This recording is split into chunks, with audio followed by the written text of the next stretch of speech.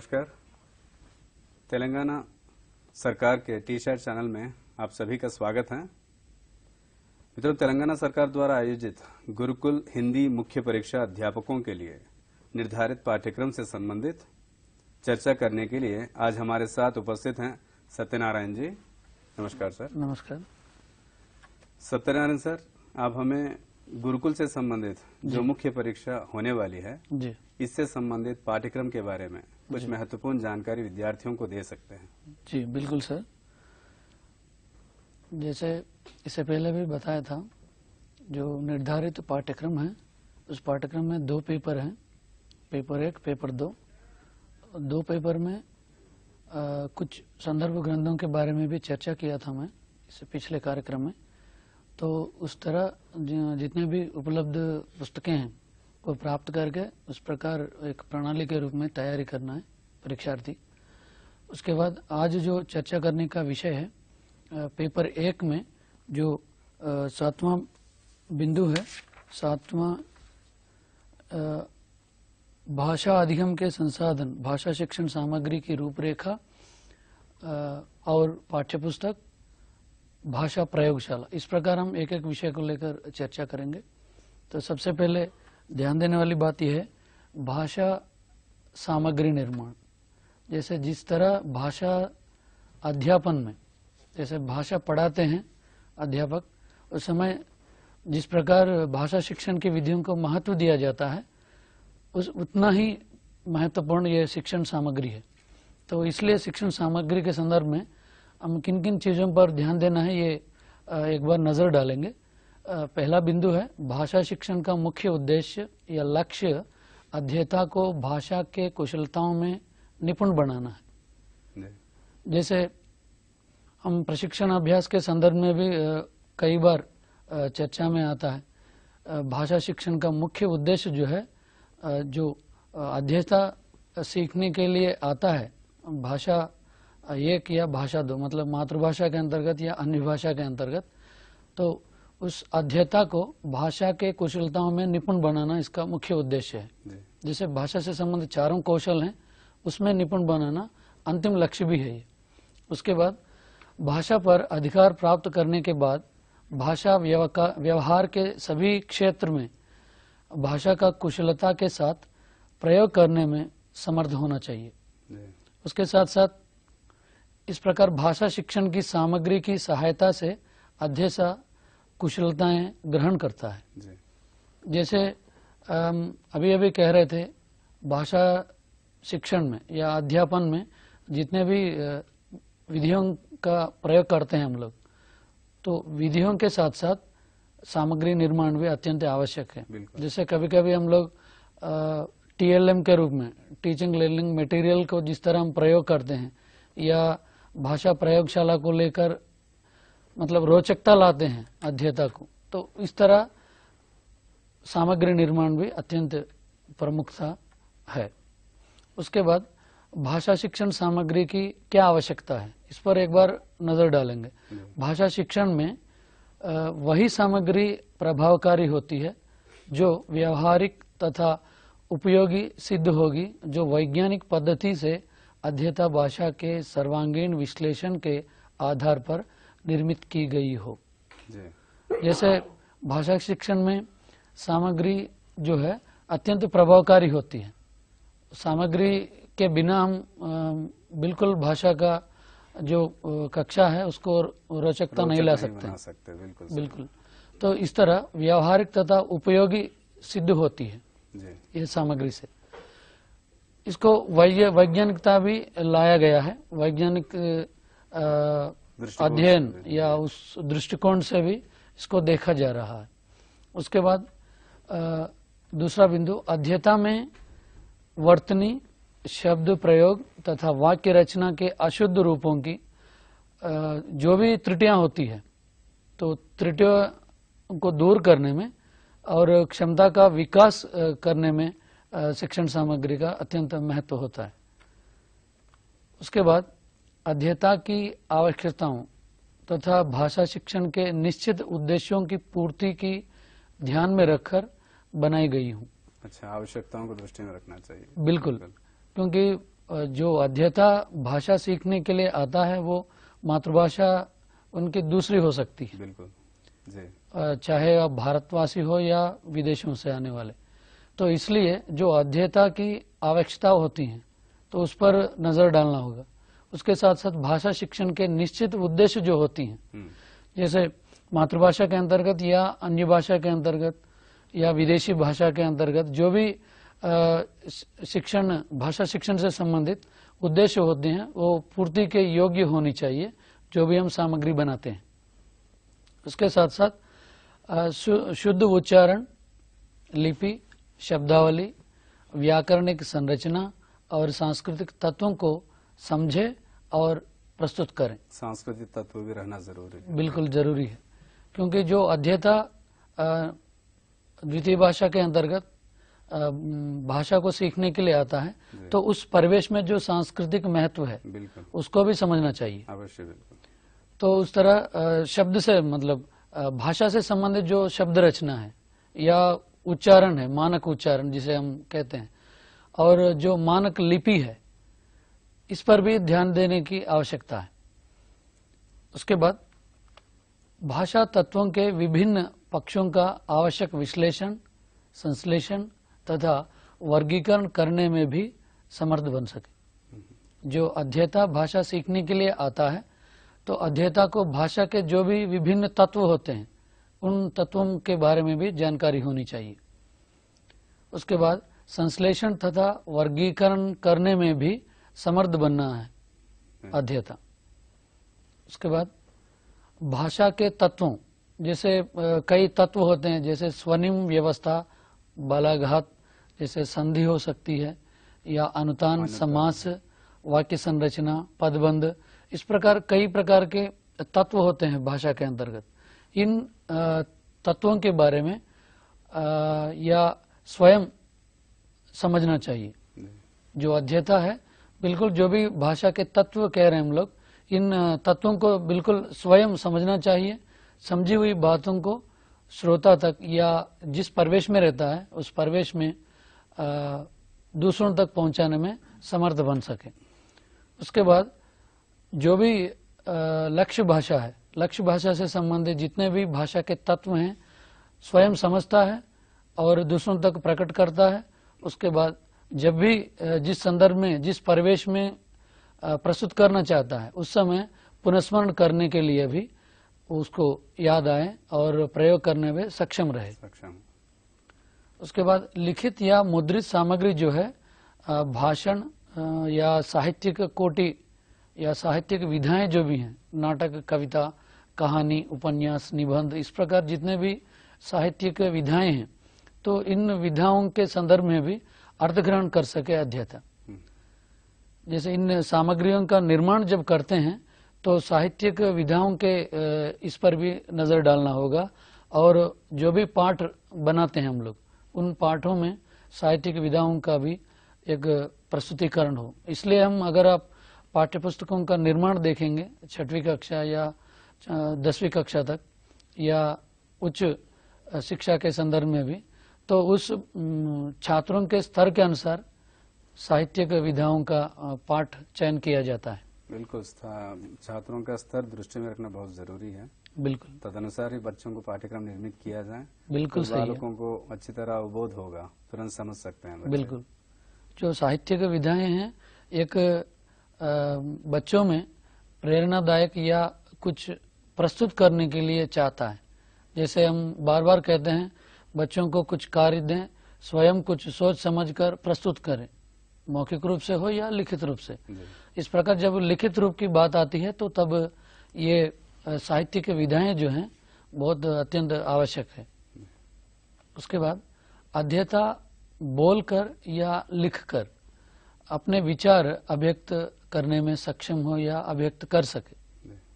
जैसे भाषा सीखने में जैसे अध्येता आगे बढ़ता है तो आगे बढ़ते हुए मौखिक रूप से अभी अभी बताया था जो बोलकर भी प्रकट कर सकें या लिखित रूप में। जो लक्ष्य भाषा है, लक्ष्य भाषा से संबंधित जो लिपि है उस लिपि में लिखकर भी अपने मन में जो विचार होते हैं अभिव्यक्त करने में सक्षम हो। उसके बाद बात आती है सामग्री निर्माण के अंतर्गत पाठ्य पुस्तक। जिसे हम पाठ्य पुस्तक के संदर्भ में बात करते हैं तो सामग्री निर्माण में पाठ्य पुस्तक अत्यंत महत्व रखता है।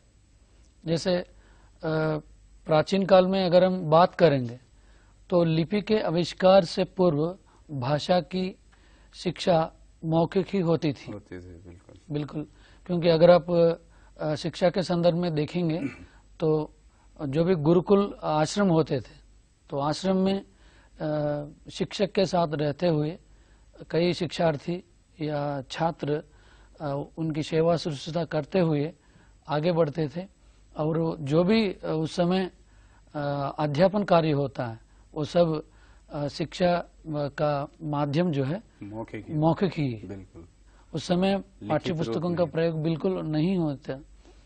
और उस समय की अगर हम बात करेंगे तो अध्यापक मौखिक रूप से पढ़ाता था, छात्र उसको याद करते थे और रटंत पद्धति के माध्यम से वो बार बार रटते हुए अपने पीयर ग्रुप जो होती है, जैसे हम सहपाठ शिक्षित छात्र जो हैं तो उनसे चर्चा करते हुए बार बार रटते हुए उसको याद करते थे, मंत्रों को उपदेशों को उसी तरह।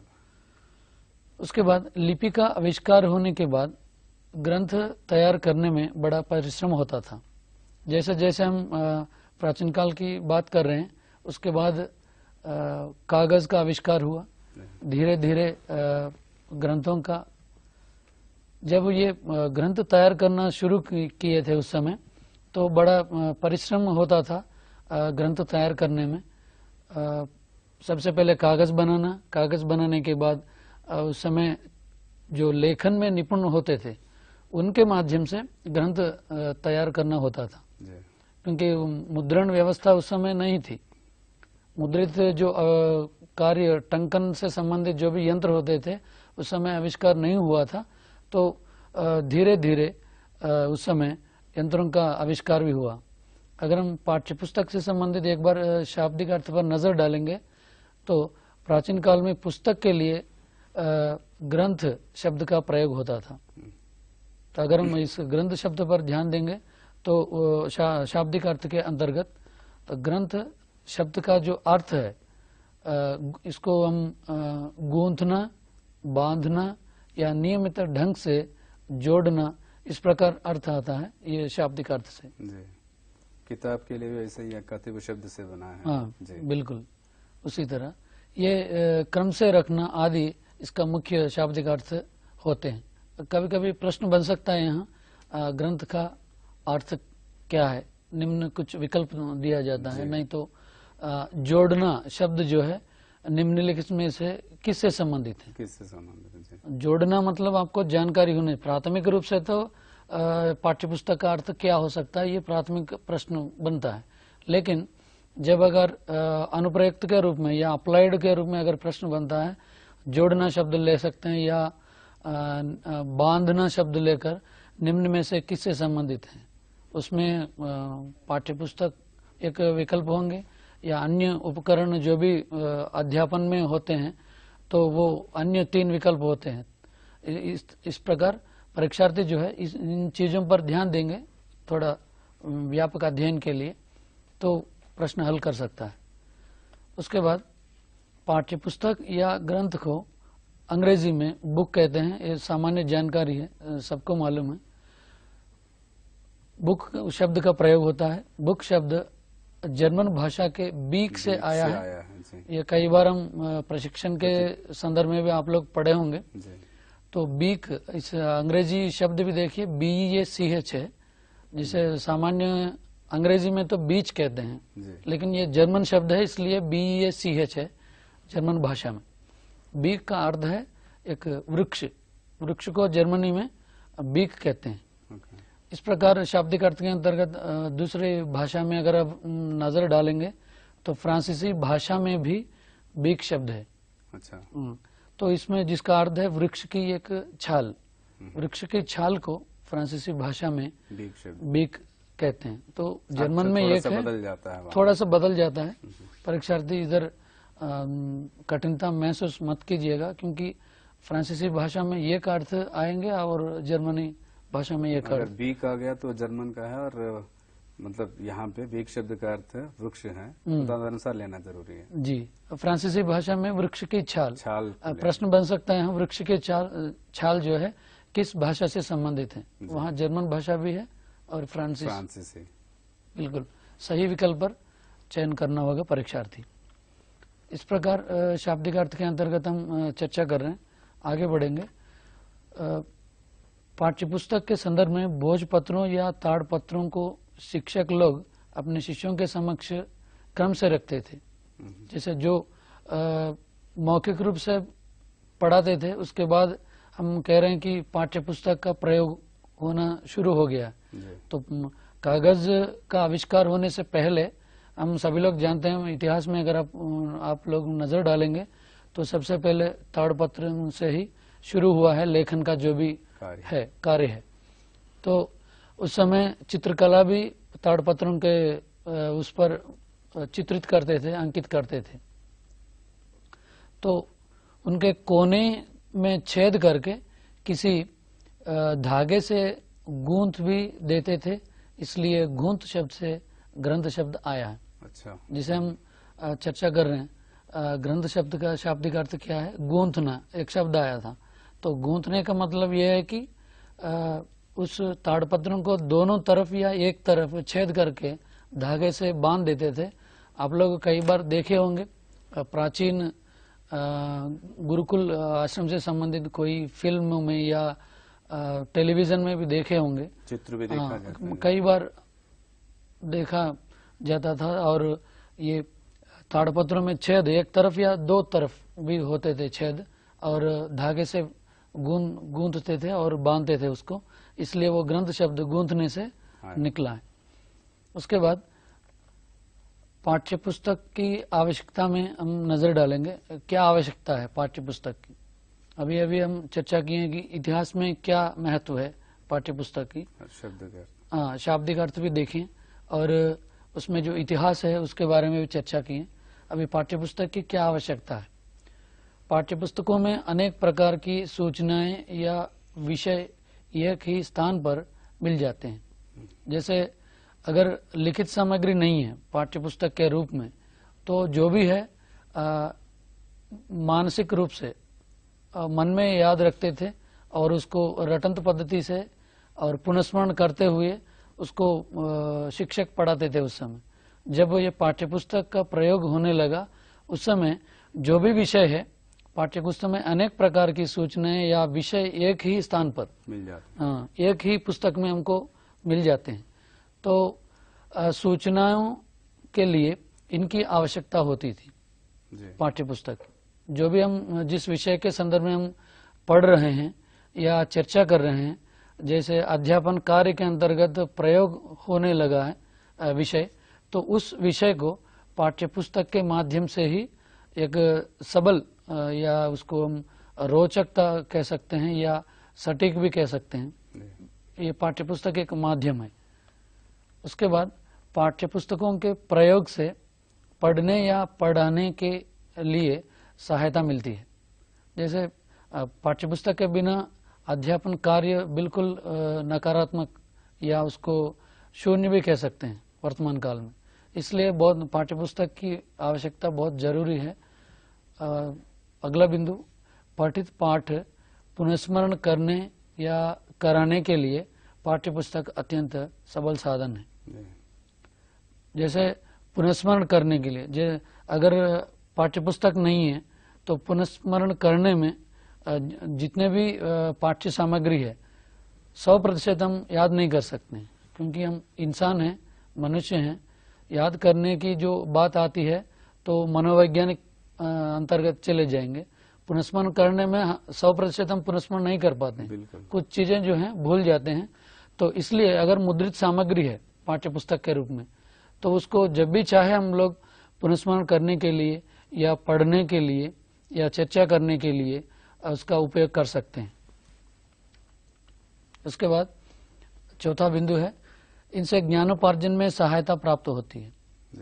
जैसे मुद्रित सामग्री है तो ज्ञानार्जन करने में जब भी चाहे एक बार दो बार या कभी भी दोहराते हुए हम उस मुद्रित सामग्री को पढ़ते हुए पाठ्यपुस्तक के माध्यम से या अन्य पुस्तकों के माध्यम से ज्ञानोपार्जन कर सकते हैं, या किसी अन्य चीज़ों में अध्ययन कर रहे हैं या अनुसंधान कर रहे हैं तो संदर्भ ग्रंथ के माध्यम से ही इन पुस्तकों का सहारा लिया जाता है। उसके बाद छात्रों के स्तर के अनुसार अध्यापक शिक्षा देने में या यह अत्यंत उपयोगी है।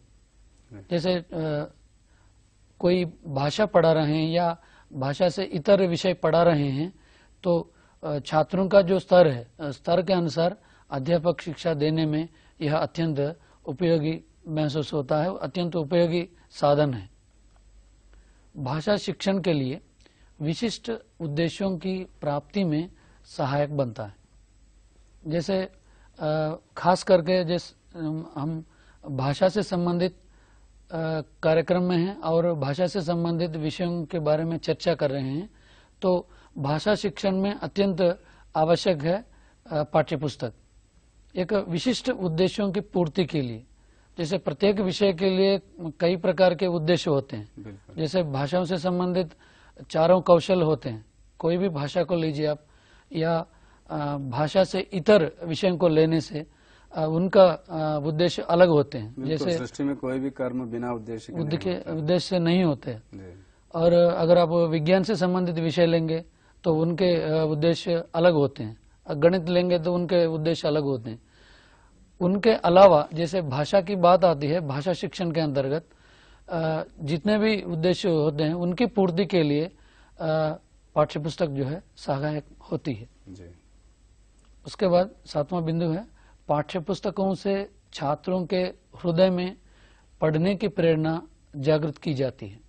जैसे पाठ्यपुस्तक के बिना हम छात्रों में या कक्षा में रोचकता नहीं ला सकते हैं। प्रत्येक छात्र, अगर आप व्यक्तिगत रूप से छात्र में अगर प्रेरणा लाना चाहते हैं तो कक्षा स्तर के अनुसार, छोटी कक्षा है तो इसलिए हम चित्रों के माध्यम से बड़े बड़े चित्र बड़े बड़े शब्दों के रूप में प्रयोग करते हैं।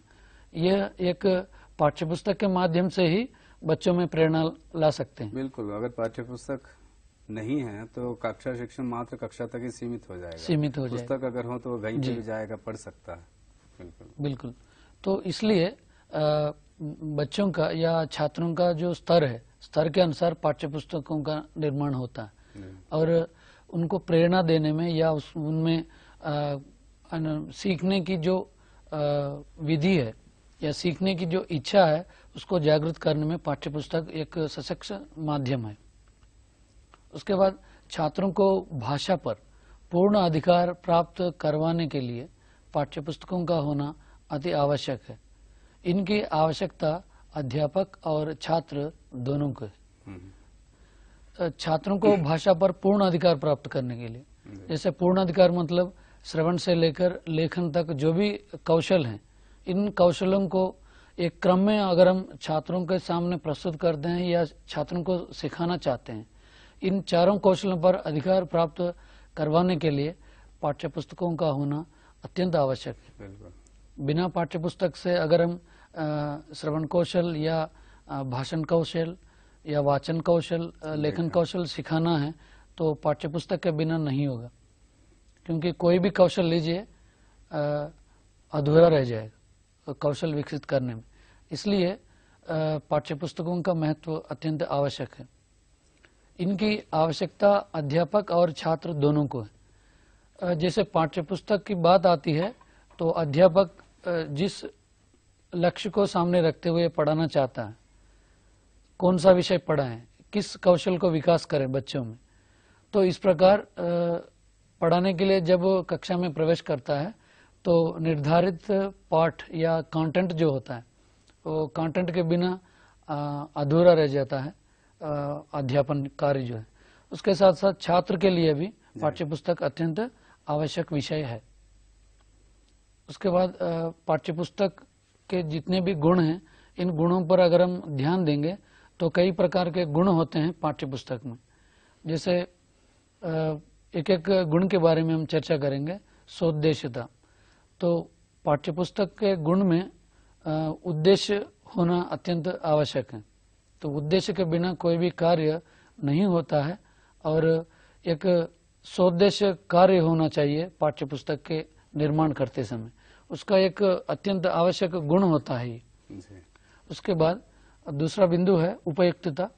उपयुक्तता के अंतर्गत जो भी हम पाठ्य पुस्तक तैयारी करते हैं तो उसका उपयोग जो है कक्षा कक्ष में या कक्षा से बाहर जाने के बाद जो अध्येता है, छात्र है, उसको उपयोग में लाए, दैनिक जीवन में उसका प्रयोग करें। बिल्कुल। पाठ्य पुस्तक में जितने भी बिंदु या कोई भी पाठ पढ़ता है छात्र या अध्येता, तो उसको दैनिक जीवन में प्रयोग कर सके, इस प्रकार उपयुक्तता उसमें होनी चाहिए। इसके बाद विषय विविधता। तो जितने भी विषयों का चयन होता है पाठ्य पुस्तक में, उसमें विविधता होनी चाहिए। जैसे व्याकरण से संबंधित अगर आप ध्यान देंगे तो व्याकरण अंश जो है प्रत्येक पाठ में या अन्य पाठों में उसको जोड़ना चाहिए।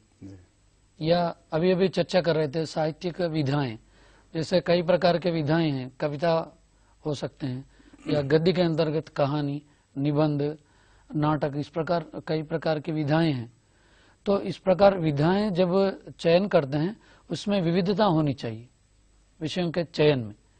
इसलिए अगर आप ध्यान देंगे कोई भी किसी भी राज्य के पाठ्य पुस्तक में अगर आप हिंदी से संबंधित पाठ्य पुस्तक लेंगे या उस पर ध्यान देंगे तो इस प्रकार प्रत्येक विषय से संबंधित जैसे व्याकरणिक अंश भी उसमें सम्मिलित होते हैं, उसके साथ साथ साहित्यिक अंश, इस प्रकार लेखन से संबंधित प्रत्येक भाषा से संबंधित विषयों को उसमें जोड़ दिया जाता है। अगला बिंदु है रोचकता। जैसे अभी भी एक बार कह दिए हैं कि पाठ्य पुस्तक में रोचकता होनी चाहिए। बिल्कुल। स्तर के अनुसार जैसे अगर कहानी पाठ पढ़ा रहे हैं तो पाठ्य पुस्तक में एक कहानी में ज़्यादा चित्र देने की संभावना नहीं होती कभी कभी, क्योंकि उसमें पृष्ठों की संख्या निर्धारित होती है पहले से ही, क्योंकि आर्थिक रूप से उसको देखना पड़ता है। अगर बड़ी पुस्तक है तो बच्चे कक्षा में लाने के लिए या पाठशाला लाने में दिक्कत होता है, इसलिए पृष्ठों की संख्या में सीमित होती है। तो इसलिए कहानी में ज़्यादा चित्रों प्रयोग नहीं कर पाते हैं। अगर आप लोग अध्यापक या कोई भाषा को प्रस्तुत करने वाला या अध्येता को रोचकता लाने के लिए उससे संबंधित कुछ अधिक से चित्र सामने प्रस्तुत करेंगे तो उस कक्षा जो है बहुत रोचकता होती है उस कक्षा में। बिल्कुल। तो इसलिए पाठ्य पुस्तक में भी रोचकता लाने के लिए चित्रों का सहारा लिया जा सकता है या बड़े बड़े अक्षर, तालिकाएं। आप ये कह रहे हैं कि पाठ्य पुस्तकों में सारी चीजें, सारे चित्र डालने की गुंजाइश कम हो गई, इसीलिए अतिरिक्त चित्रों को ले आके प्रभावी ढंग से प्रभावी ढंग से रोचकता ला सकते हैं। उसके बाद जीवन से संबद्धता। जैसे पाठ्य पुस्तक बनाते समय गुणों के अंतर्गत जो भी हम पाठ पढ़ाते हैं, कई भाषाएं से संबंधित विषय होते हैं, जैसे भाषाओं के इतर, जैसे अभी अभी बताया था कि विज्ञान या सामान्य अध्ययन से संबंधित या गणित, जो भी पाठ निर्धारित करते हैं तो प्रत्येक शिक्षित छात्र को दैनिक जीवन में उसका उपयोग हो जी। इस प्रकार ध्यान दिया जाता है। पाठ्यक्रम निर्माण समिति में जितने भी सदस्य होते हैं तो इन चीज़ों पर ध्यान देते हैं। जैसे विज्ञान में आपको कोई वैज्ञानिक के बारे में उसकी जीवनी या कोई आविष्कार किए हुए कुछ प्रयोग हो सकते हैं, तो बताने के लिए उतना अच्छा मौका नहीं मिलता है विज्ञान से संबंधित पाठ्य पुस्तक में जितना भाषा में। जैसे भाषा में सभी सम्मिलित होते हैं, जैसे वैज्ञानिक के बारे में हम पाठ के रूप में प्रस्तुत कर सकते हैं, या खेल में कोई गांव से आए हुए या मेहनत करते हुए जैसे सचिन तेंदुलकर हो, इस प्रकार महान खिलाड़ियों के बारे में पाठ के रूप में प्रस्तुत कर सकते हैं। या कला से संबंधित कोई महान व्यक्ति जीवनी है तो उसको लेकर भाषा के रूप में प्रस्तुत कर सकते हैं। बिल्कुल, लेकिन अन्य विषयों में ऐसा संभव नहीं है, संभावनाएं कम हो जाते हैं। ना कम होते हैं और इतना व्यापक रूप से या आपको उतना फ्रीडम नहीं होगा, वहाँ पे कम हो जाएगा। लेकिन भाषा को लेकर किसी भी चीज को हम पाठ के रूप में प्रस्तुत कर सकते हैं, जी बिल्कुल, उतना वहाँ स्वतंत्रता है। जी लेकिन यहाँ बहुत कम होंगे अन्य विषयों में। अगर गणित है, गणित के अंतर्गत आप कोई खिलाड़ी के बारे में पाठ प्रस्तुत नहीं कर सकते हम लोग। इसलिए जीवन से संबद्धता के अंतर्गत जो भी छात्र जिन उद्देश्यों को लेकर समाज में जाने वाला है पाठशाला से, जी तो वहाँ उपयोग में आए। इसलिए हम पाठ में महान महान व्यक्तियों के जीवनी के पाठ बनाते हैं। जी उसके बाद क्रमबद्धता, प्रत्येक पाठ्य पुस्तक में एक क्रमबद्धता होनी चाहिए। जैसे छात्रों का जो स्तर है, स्तर को देखते हुए या जो भी हम निर्धारित लक्ष्य होते हैं, लक्ष्यों को प्राप्त करने के लिए एक क्रम होनी चाहिए। उसमें कौन सी चीजें होना है, जैसे व्याकरणिक अंश कब दें या कोई कहानी कब प्रस्तुत करें पाठ्य पुस्तक में, इस प्रकार एक क्रम होनी चाहिए। बिना क्रम से हम कविता पाठ एक साथ दिए या कहानी पाठ एक के बाद एक दिए या पत्र लेखन से संबंधित पाठ एक साथ दिए, ऐसा नहीं होनी चाहिए। उसमें एक क्रमबद्धता होनी चाहिए पाठ्य पुस्तक में, रोचकता भी खत्म हो जाता है। इसलिए अगर आप पाठ्य पुस्तक पर ध्यान देंगे तो शुरू में गाने योग्य कविताओं को रखते हैं छोटी कक्षा में, क्योंकि बच्चों की स्वाभाविकता यह है कि वो खेलें, गाएं।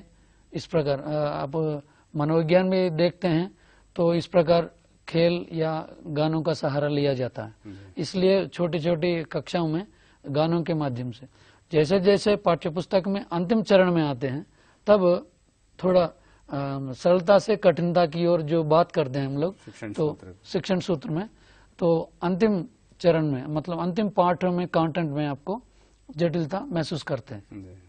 उसके बाद आदर्शवादिता, ये आदर्शवादिता जो भी हम आदर्शवादी जो सांप्रदायिक विषय होते हैं संस्कृति को लेकर या आदान प्रदान को लेकर, हमारे आचार विचार को लेकर, प्रत्येक संस्कृति के लिए कुछ विशेषताएं होती हैं। तो इन विशेषताओं को आदर्शवादिता के अंतर्गत उन चीज़ों को ही लेना पड़ता है। जैसे अगर आप भारत देश को लेंगे तो कई प्रकार के त्योहार मनाया जाता है, जैसे राष्ट्रीय त्योहार होते हैं और अन्य धर्म से संबंधित त्योहार होते हैं। इस प्रकार आदर्शवादिता के अंतर्गत सभी चीजें आनी चाहिए। यहाँ जिस क्षेत्र में, जिस संस्कृति में, जिस समाज में हम लोग विषयों को लेकर छात्रों को प्रदान करना चाहते हैं, इन चीजों को ध्यान में रखना होगा।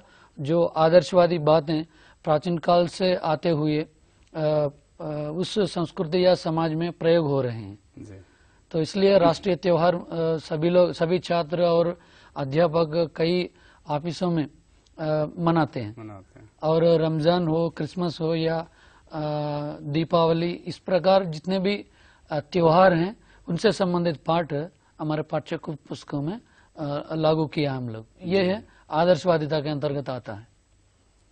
उसके बाद व्यवहारिकता, जैसे जितने भी हम पाठ या कंटेंट देना चाहते हैं, तो इस तरह के जो भी पाठ हैं तो प्रत्येक अध्येता या छात्र सीखने वाला जो भी है व्यवहार में लाए रोजमर्रा के जीवन में।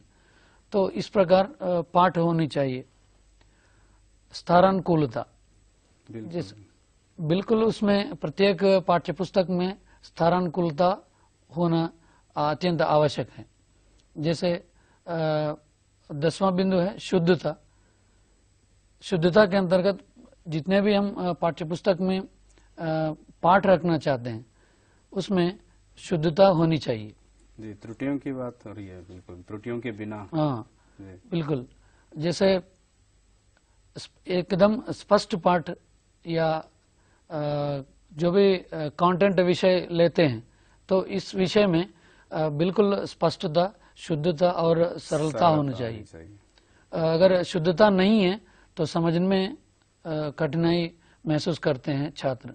जैसे अगर हिंदी से संबंधित पाठ बनाते हैं या पाठ्य पुस्तक बनाते हैं तो उस राज्य, उस परिवेश के छात्र या अध्येता का जो स्तर है उस पर ध्यान दिया जाता है।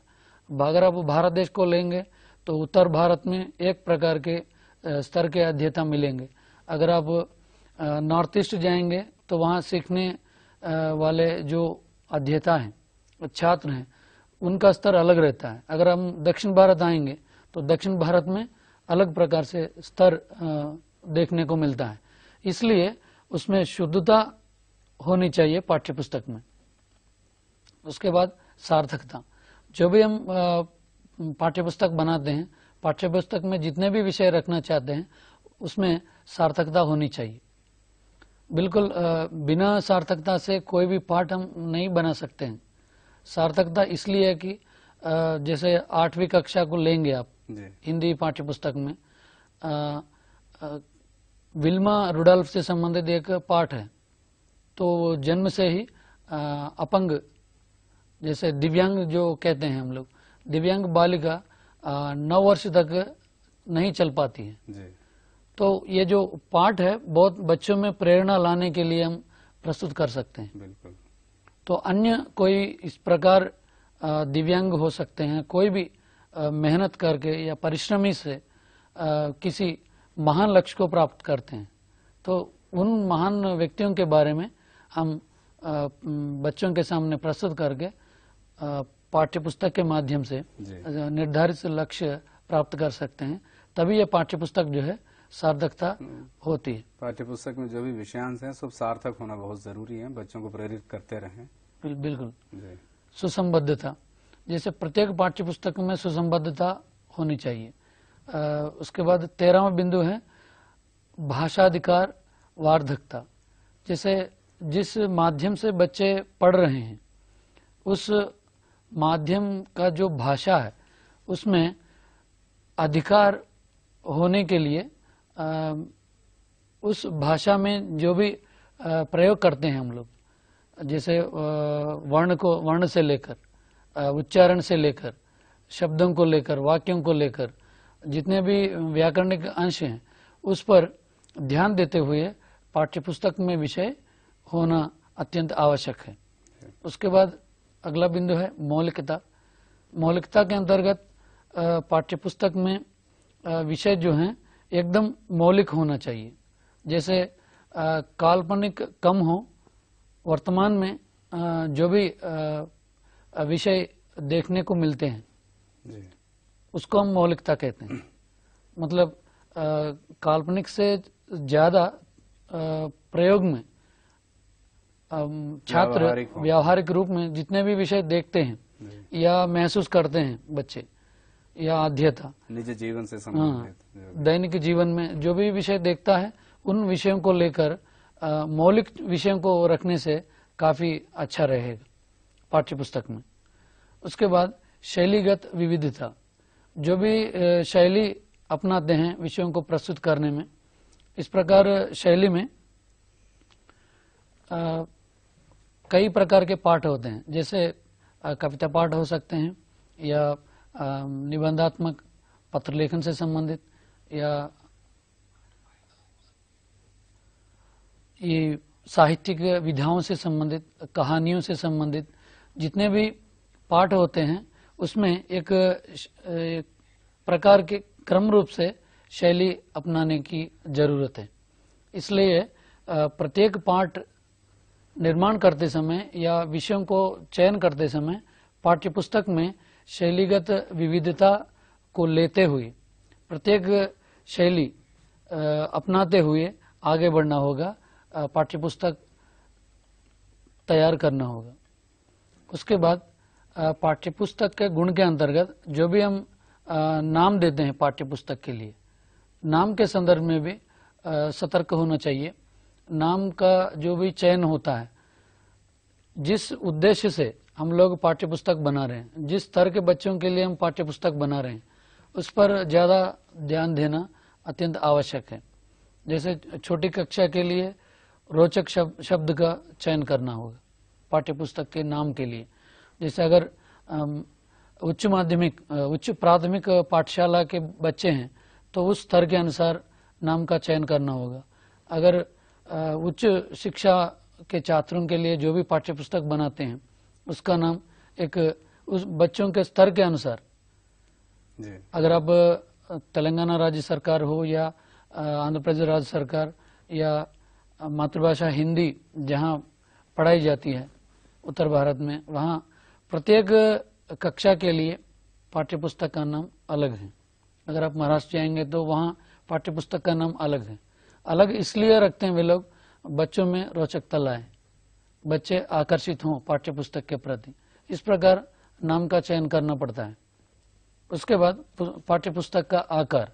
पाठ्य पुस्तक का आकार जो है एक मौलिक रूप हो, जिसे देखते ही बच्चे उसमें उससे प्रेरणा लें या आकर्षक हों, इस प्रकार उसका आकार होना चाहिए।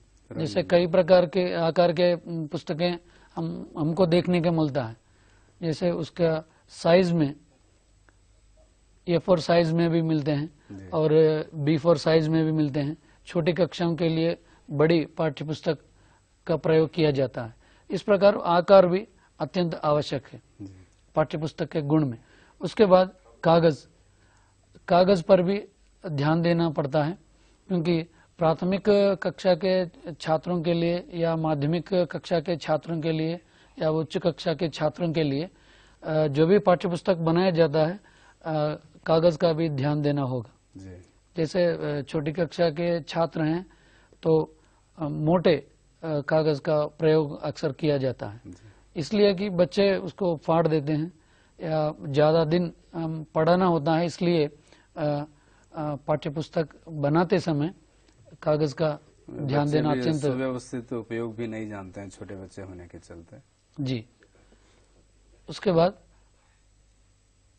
मुद्रण।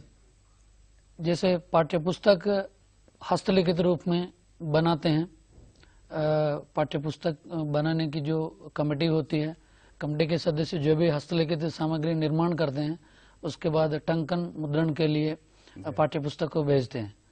तो मुद्रण के समय में भी कई प्रकार के विषयों पर ध्यान देना होगा, जैसे वहाँ की ध्वनियाँ, अक्षर या शब्द, वाक्य जितने भी हम पाठ्य पुस्तक में सम्मिलित करते हैं, उसका जो ध्वनियों का आकार है या अक्षर शब्दों का आकार है, उस पर भी ध्यान देना होगा।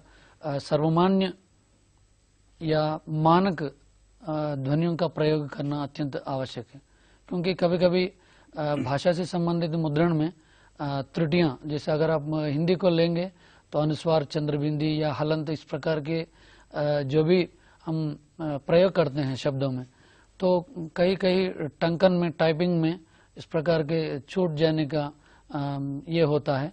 इसलिए मुद्रण के समय में इस प्रकार की छोटी छोटी बिंदुओं पर भी ध्यान देना होगा।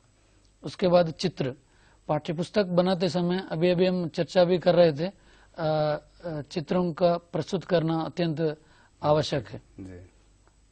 सबसे ज़्यादा इससे पहले हिंदी अध्यापक प्रतियोगिता परीक्षाओं में भी पूछा गया कई बार, बड़े बड़े चित्र किस कक्षा के छात्रों के लिए उपयोगी है पाठ्यपुस्तक के अंतर्गत या पाठ प्रस्तुत करते समय। तो चित्रों का बहुत महत्वपूर्ण योगदान है पाठ प्रस्तुत करते समय, पाठ को समझने के लिए सबसे ज्यादा कहानी पाठ पढ़ाते समय चित्रों का होना अनिवार्य है। बिल्कुल अनिवार्य है। और आप कह रहे थे कि अतिरिक्त जो पाठ्य पुस्तक में है उसके अलावा भी लिया है अध्यापक और चित्रों की सहायता से पाठ पूरा करें तो ज्यादा प्रभावी होगा।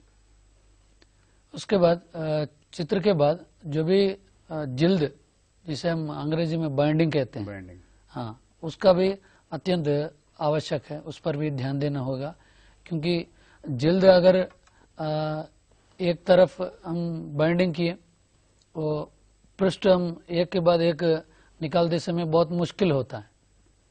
इसलिए हम जब पाठ्यपुस्तक बनाना बनाने की जो विधि है वो पूर्ति होने के बाद जब टंकन के लिए जाता है तो जिल्द भी एक बार देखना होगा, वो जिल्द कैसा है, बाइंडिंग कैसा है। उसके बाद पाठ्यपुस्तक का आवरण, जो भी पाठ्यपुस्तक बनाते हैं उसमें सभी चीज़ें सम्मिलित की हैं हम लोग। कितने भी चित्र उसमें हम प्रस्तुत करें, फिर उसके बाद उसका बाह्य या आंतरिक आवरण का भी ध्यान देना होगा। जैसे पाठ्यपुस्तक का बाह्य आंतरण पर अगर ध्यान देंगे तो सबसे पहले पृष्ठ आएंगे आपको, उसमें उसको हम अंग्रेजी में कवर पेज कहते हैं। उसके बाद अंतिम पृष्ठ भी रहता है। इसलिए बाह्य आवरण और आंतरिक आवरण पर भी अत्यंत मतलब ध्यान देना अत्यंत आवश्यक है। और इस प्रकार हम अगर ध्यान देंगे तो वो पाठ्यपुस्तक जो है सटीक होगा। उसके बाद पाठ्यपुस्तक का मूल्य, जैसे पाठ्यपुस्तक बना रहे हैं तो शिक्षा के क्षेत्र में अगर आप सरकारी या गैर सरकारी पाठशालाओं पर ध्यान देंगे तो कई प्रकार के छात्र वहाँ शिक्षा प्राप्त करने के लिए आते हैं। तो अगर आप वहाँ आर्थिक रूप से कमज़ोर या अमीर बच्चे भी होते हैं तो कुछ बच्चे खरीद सकते हैं पाठ्यपुस्तक, कुछ बच्चे नहीं खरीद सकते हैं। इसलिए मूल्य पर भी ध्यान देना होगा, क्योंकि सभी बच्चे पाठ्यपुस्तक खरीदने में कठिनाई महसूस नहीं करें। तो इस प्रकार पाठ्यपुस्तक के गुणों में मूल्यों पर ध्यान दिए। उसके बाद भाषा प्रयोगशाला के अंतर्गत भी हम चर्चा करेंगे। भाषा प्रयोगशाला में जिस भाषा को लेकर हम पढ़ाना चाहते हैं, जैसे अन्य भाषा शिक्षण के अंतर्गत अगर हम हिंदी को लेंगे, हिंदी में अगर हम पढ़ाना चाहते हैं तो भाषा प्रयोगशाला में कई प्रकार के उपकरणों के माध्यम से भाषा को रोचक बनाते हैं और अध्येता को या जो भी सीखने का छात्र हो उनको भाषा पढ़ाने में भाषा प्रयोगशाला का सहारा लिया जाता है। लैंग्वेज लैबोरेटरी कहते हैं जिसको अंग्रेजी में। इसमें मुख्य रूप से 3 विभाग हैं। जैसे 3 विभागों में पहला बिंदु है सुनने वाला प्रयोगशाला या लैब कहते हैं इसको।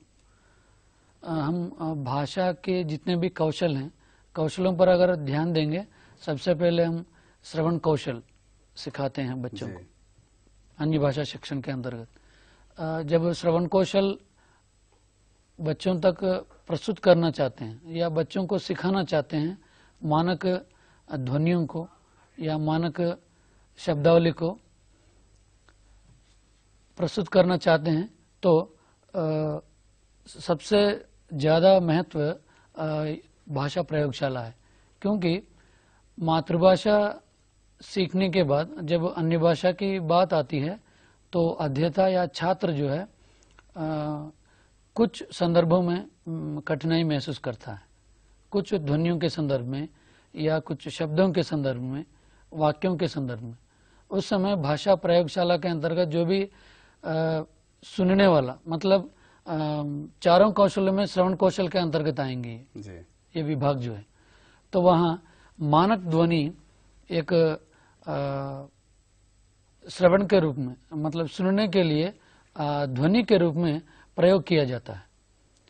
वह मातृभाषा हिंदी से संबंधित या मातृभाषी व्यक्ति उन ध्वनियों को उच्चारण के रूप में बोलते रहता है, तो वहाँ छात्र या अध्येता जो है मानक ध्वनि या शब्दावली को सुनता है, उसको सीखता है, बार बार दोहराता है और उसका प्रयोग करता है, उच्चारण भी करता है उसी समय। जब चाहे तब उसको हम फिर पुनः प्रसारित करके अध्येता को सुना सकते हैं। इस सुनने वाला प्रयोगशाला या लैब कहते हैं हम। उसके बाद सलाह देने प्रयोगशाला या लैब, मतलब मार्गदर्शन देने के लिए और एक लैब होता है वहाँ लैंग्वेज लैबोरेटरी में। वहाँ भाषा से संबंधित कई प्रकार की त्रुटियों को दूर किया जाता है। जैसे भाषा मतलब सिखाना है बच्चों को, श्रवण से संबंधित, लेखन से संबंधित। इस प्रकार वार्तालाप सिखाया जाता है। दो व्यक्तियों के बीच में वार्तालाप होता है किसी विषय को लेकर, या कभी संबोधन के लिए या परिचय के लिए। हिंदी में कैसे परिचय दें, एक दूसरे से कैसे बात करें। इस प्रकार वार्तालाप को सलाह के प्रयोगशाला के अंतर्गत या इस लैब के अंतर्गत अध्येता को सुनाया जाता है और उसको बार बार दोहराते हुए प्रयोग किया जाता है। उसके बाद कंट्रोल रूम में जो भी उस अध्येता को जिस विषय से संबंधित ध्वनि चाहिए या प्रोजेक्टर के माध्यम से या पर्दे के माध्यम से कुछ दिखाते हुए सुनाना चाहते हैं या कोई पत्र लेखन दिखाना चाहते हैं, कोई कहानी सुनाना चाहते हैं, अभी अभी बताया था कि वार्तालाप सुनाना चाहते हैं जी। तो वीडियो के माध्यम से देखते हुए सुनेंगे बच्चे। इस प्रकार ये भाषा प्रयोगशाला है। वर्तमान काल में अभी अभी डिजिटल क्लासेस भी शुरू किए हैं तो प्रत्येक पाठशाला में, तो डिजिटल क्लास दूसरा नहीं है, ये भाषा प्रयोगशाला ही है। इसलिए ये भाषा के अंतर्गत ये भाषा प्रयोगशाला का अत्यंत महत्वपूर्ण योगदान है। तो इस भाषा प्रयोगशाला को लेकर साहित्यिक जितने भी विधाओं प्रस्तुत किया जा सकता है। जैसे नाटक विधा है, हम बड़ी कक्षा में 9वीं में या 10वीं में एक नाटक से संबंधित पाठ प्रस्तुत किए पाठ्य पुस्तक में, तो उस नाटक को अभी वर्तमान काल के बच्चे नहीं देखते हैं, मतलब मालूम ही नहीं है नाटक क्या है, क्योंकि वर्तमान काल में लुप्त हो गया है नाटक, देखने का मौका ही नहीं मिलेगा। सभी सिनेमा घरों में ही सिनेमा देखते हैं। मतलब नाटक प्रस्तुत करने के लिए भाषा प्रयोगशाला का प्रयोग किया जा सकता है। जैसे उससे संबंधित कोई वीडियो है, जैसे ईदगाह एक कहानी है, ईदगाह कहानी को प्रस्तुत करना चाहते हैं, तो एक वीडियो के माध्यम से उस भाषा प्रयोगशाला में प्रोजेक्टर माध्यम से प्रक्षेपण जो कहते हैं हम लोग, पर्दे पर प्रस्तुत करते हुए प्रसारित करते हुए जो भी आवाज है, आवाज के माध्यम से अभिनय करते हुए उस ईदगाह कहानी को हम लोग बच्चों तक पहुंचा सकते हैं। ये अत्यंत भाषा प्रयोगशाला जो है सटीक माध्यम है वर्तमान काल में। जो कठिन कार्य जो है उसको हम भाषा प्रयोगशाला के माध्यम से परिवर्तन करके हम लोग उसको बहुत आसान या सरल एकदम कहते हैं कक्षा को रोचक ला सकते हैं। इस प्रकार ये भाषा प्रयोगशाला का जो है अत्यंत महत्वपूर्ण योगदान है। तो आज इस कार्यक्रम में बहुत बहुत धन्यवाद सर, आपने इतने विस्तृत रूप से पाठ्यपुस्तकों के उपयोग के बारे में विद्यार्थियों को समझाया और आगामी गुरुकुल के मुख्य परीक्षा में विद्यार्थियों के लिए बहुत उपयोगी होगा आपकी सूचनाएं। बहुत बहुत धन्यवाद सर। धन्यवाद।